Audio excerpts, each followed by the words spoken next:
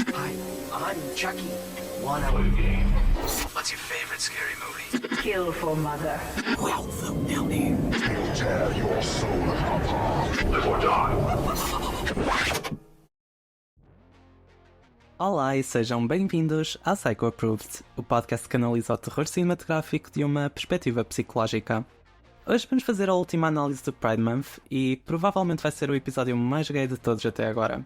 O nosso paciente hoje é o Bit, um filme muito underrated que pouca gente conhece, escrito e realizado por Brad Michael Elmore e que saiu a 24 de maio de 2019. Este filme é uma mistura meio caótica de comédia, terror, mensagens sobre a comunidade LGBT, patriarcado e o feminismo extremo. We're made to be monstrous, so let's be monsters. Let's be gods. Apesar de não fazer parte da comunidade LGBT, o realizador estava cansado de ver sempre os mesmos protagonistas, então decidiu que o seu próximo filme ia ter uma heroína trans interpretada por uma atriz trans. Então ele dedicou-se ao máximo no que diz respeito a estudos de género, leu livros de autores trans e reuniu-se com membros da comunidade antes de terminar o guião.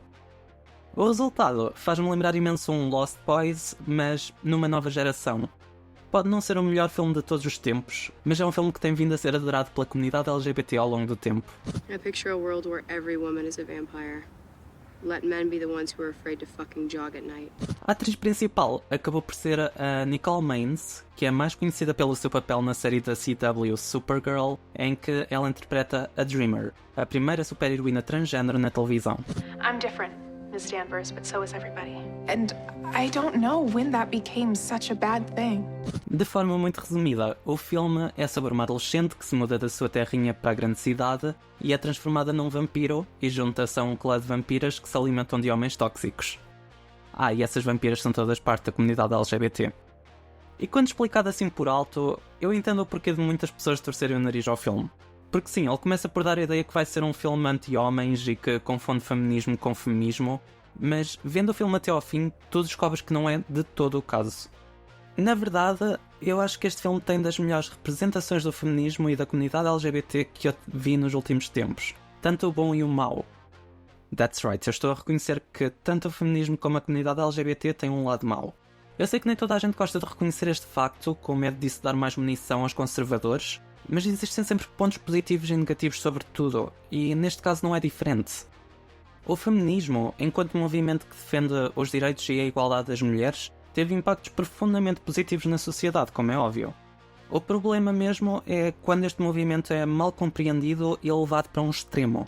This planet will not move forward until we get our hands bloody and murder every fucking man on it! I've got a few I like to shove to the front of the damn line. That's the spirit, Martha. Bem, todos nós sabemos, ou devíamos saber, que o feminismo defende a igualdade entre os géneros e não que um género é superior ao outro, como muita gente parece acreditar na internet. Caso contrário, estaríamos a falar de feminismo. E o filme representa esse feminismo de uma forma perfeita através de uma das suas personagens principais, a Duke, a líder das vampiras. Em relação à comunidade LGBT, é um pouco mais complexo. A minha amiga Wikipedia define a comunidade LGBT como um grupo que representa indivíduos fora das normas binárias de género e sexualidade. Portanto, eu diria que estamos a falar de um grupo de indivíduos com características e experiências semelhantes e não de uma comunidade. Eu costumava pensar genuinamente que a comunidade LGBT era bastante unida antes de me envolver mais nesse meio. Em termos históricos, temos imensos movimentos em que a comunidade se juntou para lutar pelos seus direitos de igualdade, como por exemplo durante as rebeliões de Stonewall. Para quem não sabe, a rebelião de Stonewall foi uma série de protestos da comunidade LGBT em 69 que teve um enorme impacto no movimento de liberação gay nos Estados Unidos. Isto aconteceu porque a polícia gostava de agredir pessoas abertamente homossexuais e a comunidade à altura, cansada dessa gente, revoltou-se. Não houve absolutamente planeamento nenhum durante essa rebelião, não houve nenhuma organização antes do acontecimento. O que aconteceu naquela altura foi algo completamente espontâneo. Simplesmente a comunidade cansou-se dos anos de opressão que sofriam nas mãos da polícia daquela altura, que gostava de invadir bares só para prender drag queens, pessoas transgênero ou qualquer outra pessoa que eles considerassem, entre aspas, desviantes sexuais. E o mais famoso destes bares foi o Stonewall Inn. O Stonewall Inn era um bar gay em Greenwich Village, em Nova York, que era um dos poucos bares gays em 1966. Na altura, eles acreditavam que os gays tinham tendências para se comportarem de forma ilegal e indecente, e então a polícia gostava de fazer rusgas habituais a este tipo de bares. E pronto, e foi durante uma dessas rusgas, em junho de 69, que a comunidade se uniu contra a polícia para defender aqueles que eles planeavam deter naquela noite. Estava tudo a ser bastante pacífico até a polícia tentar prender uma drag king lésbica.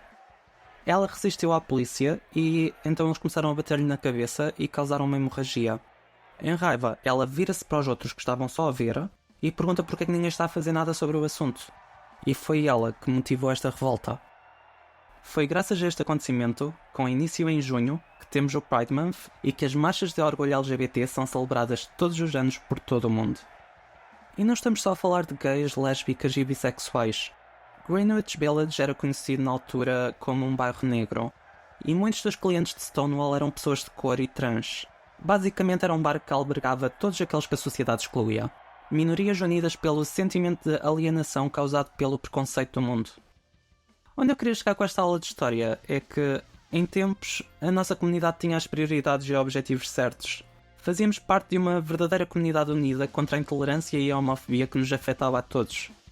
Mas com o passar do tempo, este sentimento de comunidade parece ter-se perdido pelo caminho e parece que estamos mais divididos do que nunca. E eu não me estou a referir aos Andrés Venturas e JKKK Rowlings do mundo. Nem é preciso sairmos da comunidade para encontrar essa toxicidade. Especialmente, mas não exclusivo, a discursos entre os LGBs e os TQI+. How many letters are there? 100? I think that the concept of a transgender umbrella is inherently an issue. We have prejudice against ourselves. But I do think that the LGB is very specific, rooted in science. It's very clear as day. No, like I can't stand lesbians now. Main difference between male and female, we all know what that is. Then when you start adding in queer theory, non-binary, it just makes it muddy and the people don't know what the fuck you're talking about. My God, let's all just be happy. Em grande parte, eu culpo a politização da comunidade LGBT. Nós tornámos-nos uma espécie de arma de arremesso político, tanto para a direita como para a esquerda. Um lado valida os pensamentos homofóbicos de alguns, e o outro capitaliza com a comunidade LGBT e os seus aliados. O facto de direitos humanos serem uma questão política sempre me enojou mais do que qualquer outra coisa. Porque é que a liberdade de um grupo de pessoas é considerado um debate político sequer? Alguém gostar de alguém do mesmo sexo ou identificar-se com o género oposto não tem nada de político. É só um facto sobre essa pessoa. E debates políticos sobre a comunidade LGBT geralmente baseiam-se em preconceitos ou informações incorretas. Infelizmente, muitas pessoas da comunidade parecem ter-se esquecido disto ao longo dos tempos. Da mesma forma que os homofóbicos se esquecem que a homossexualidade era normal antes do aparecimento do cristianismo. Aparentemente, uma grande parte do discurso sobre a separação dos LGBs dos TQ+, é porque um lado acha que o outro se está a apropriar do progresso que eles fizeram na luta pela igualdade e que é isso que está a levar ao aumento de níveis de homofobia que temos vindo a testemunhar nestes últimos tempos.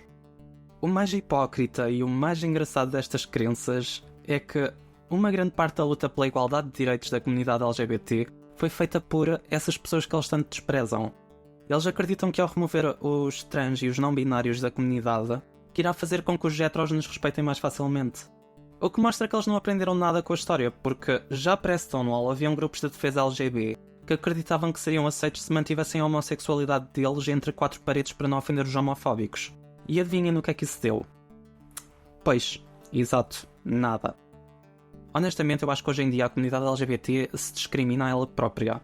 É só entrarmos no Grindr que vemos logo todo o tipo de preconceitos. Uma aplicação que começou por funcionar da mesma forma que o Tinder, mas que rapidamente se tornou num centro de sexo rápido e fácil. É só abrir um ou dois perfis que encontras logo coisas como If I wanted to fuck a girl, I'd fuck a girl. Go back to Mexico. I don't date fags with painted nails. No fans. I'm not into femmes. Not into fags. Whites only. You, your people, all of it. Get out of my country. I block more Asian than the Great Wall of China. These guys are creatively racist. Basicamente, a comunidade LGBT tornou-se, em grande parte, tóxica e superficial. E não diria que existe muito espírito de comunidade na comunidade LGBT. Mas o plot twist é que este tipo de divisões entre os LGBTs sempre existiu. Nós gostamos de nos achar especiais, mas a verdade é que a única razão para nós sentirmos esta maior divisão entre a comunidade é por causa do nosso acesso mais facilitado à informação e à opinião de outras pessoas através da internet.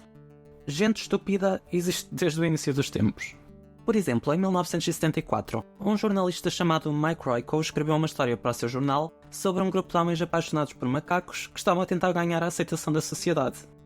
E não nos podemos esquecer do Ronald Reagan, o ex-presidente dos Estados Unidos, que chamava os gays de, e passo a citar, tristes doentes. Lovely. Mas a minha favorita de todas é a Anita Bryant. Um nome tão fofo para uma mulher tão estúpida. A Anita foi uma cantora. No, not that one. Que se tornou uma ativista contra o estilo de vida homossexual dos anos 70. Atenção, eu digo isto sarcasticamente, ok? Porque ser gay não é um estilo de vida. Quero deixar isso bastante claro. Na cabeça dela, ela estava a fazê-lo para... guess what? Proteger as crianças.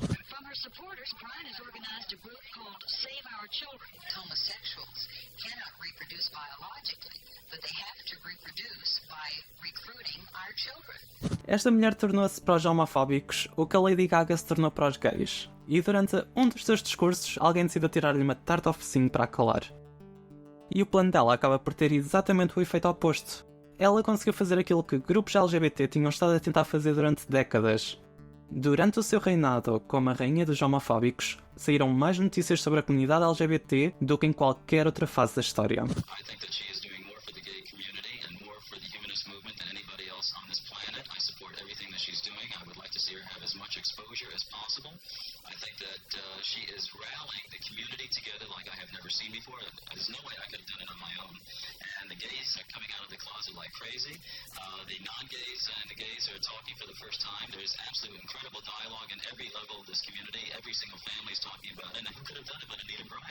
Mais recentemente ainda, tivemos uma chamada Sally Kern, em 2009, uma representante do estado de Oklahoma, que diz que existe um plano gay secreto que pretende causar o eventual triunfo da homossexualidade como estilo de vida superior.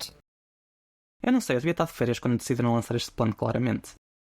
E claro, temos também aqui em Portugal o nosso querido André Ventura a dizer que qualquer dia é proibido ser homem hetero-branco em Portugal. Qualquer dia ser branco e heterossexual é um crime neste país, pois eu dirijo-me aos milhões que o são, lá fora em Portugal.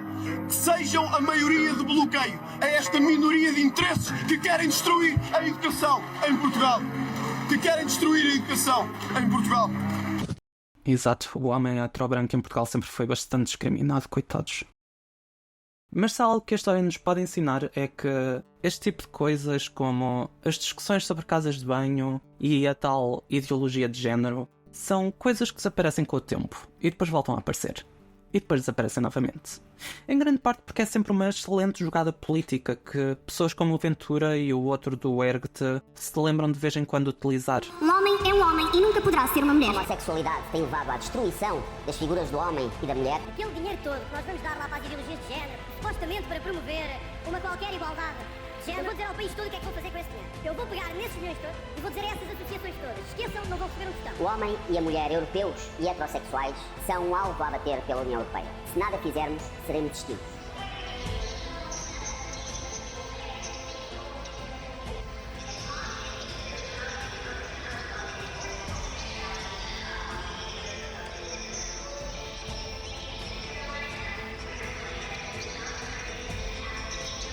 Portanto, não importa quanto se tente negá-lo, no mundo real a diversidade vai ser sempre a norma e não a minoria. E esse facto vai sempre prevalecer sobre as histerias e teorias da conspiração que estas pessoas criam. I am not bitter about homosexuals. I want to tell you something. What God's word says, that someone who practices homosexuality shall not inherit the kingdom of God. God is very plain. Mas de volta ao filme. Quem são os personagens? Então, como eu disse, estamos a lidar com um grupo de vampiras. E o motivo para elas serem todas mulheres é porque, em tempos, o Drácula usou os seus poderes para controlar as mentes das mulheres que ele transformava nas suas noivas, e a tal Duke conseguiu recuperar o controlo e destruiu-o temporariamente. Esta experiência levou-a a chegar à conclusão que os homens não podem ser confiados com os poderes delas, então proibiu todas as outras de transformar homens em vampiros, porque eles vão sempre abusar desse poder para as oprimir e controlar. A nossa personagem principal é a Laurel, que acabou então de chegar a Los Angeles, e eu adoro que, apesar dela ser trans, as vampiras nunca questionam o género dela e não houve qualquer problema. Há uma cena no filme em que a Laurel está a ponderar juntar-se às vampiras, mas questiona-se como é que funcionaria com ela por causa da regra delas não permitirem rapazes. You never, ever turn a man. Men can't handle power. They have it already and look at what they've done with it. What about me? Never crossed my mind. Eu adoro esta cena porque estas miúdas acabam por ser mais humanas que a maior parte dos seres humanos.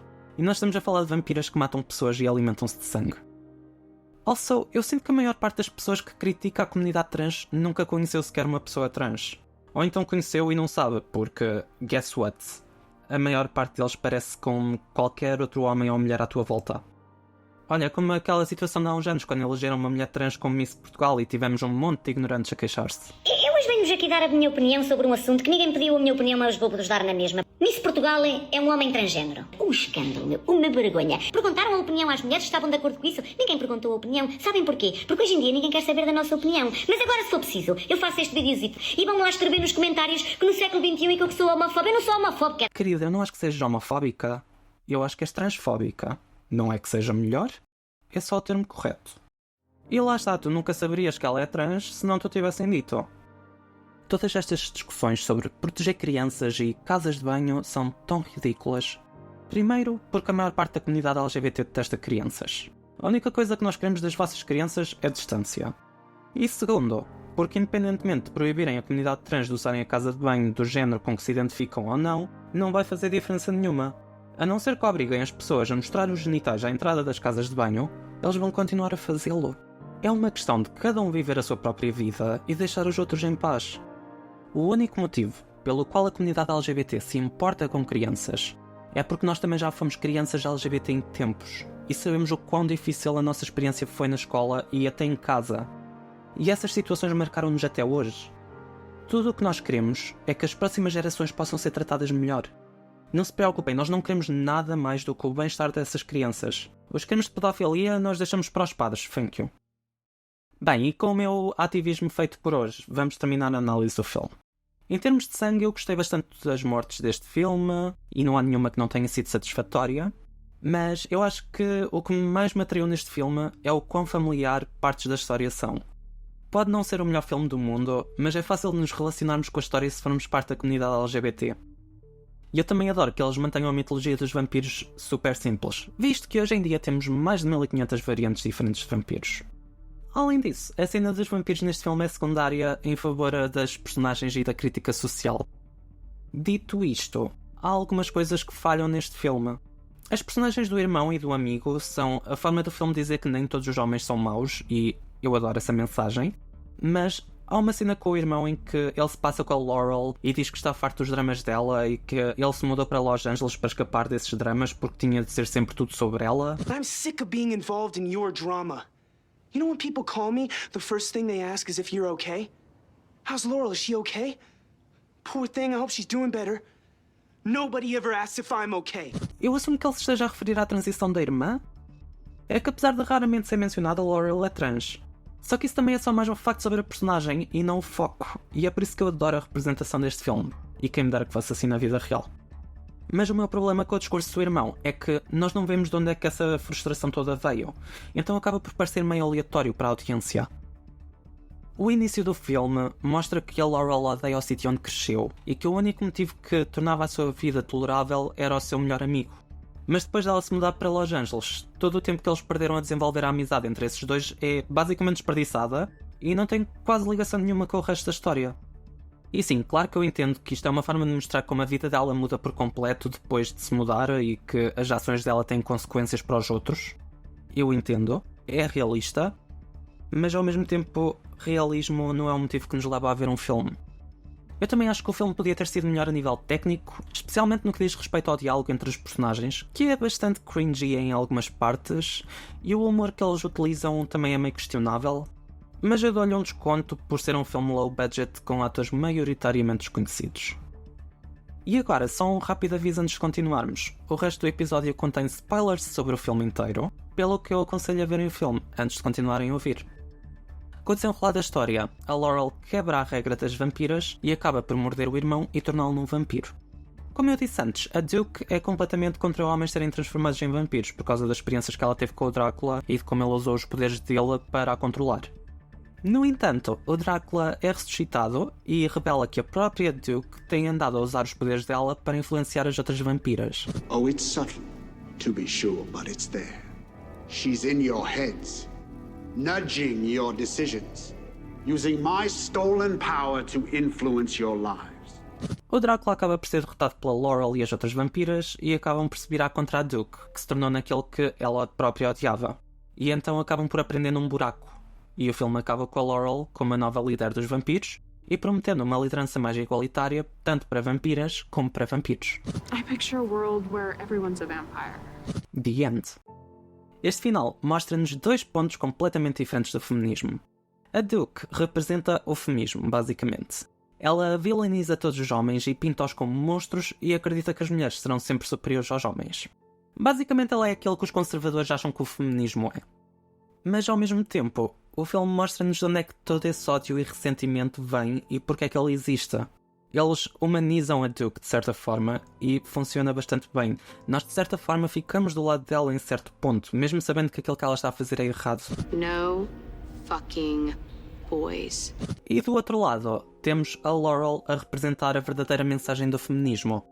Ela não está interessada nos dramas que a rodeiam, ela só quer que tanto homens e mulheres vivam em paz e sossego com os mesmos direitos e deveres.